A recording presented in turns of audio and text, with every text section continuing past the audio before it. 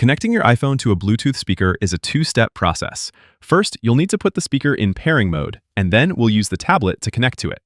Every speaker is slightly different, but usually the process is the same. You'll first power on the speaker, and then find a Bluetooth or pairing button that puts the speaker in pairing mode.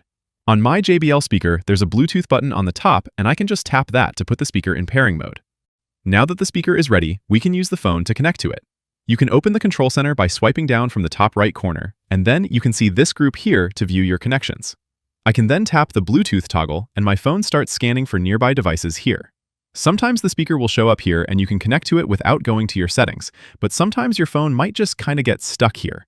If nothing shows up, just tap the Bluetooth settings button and we'll do this from there. Once you land in the Bluetooth settings, we'll see a similar menu here. Your connected devices will be on the top, and all nearby devices that are available will show up on the bottom. I see my speaker here, and I can connect to it with a single tap. Once the connection is successful, I see a little Bluetooth icon appear in my volume slider.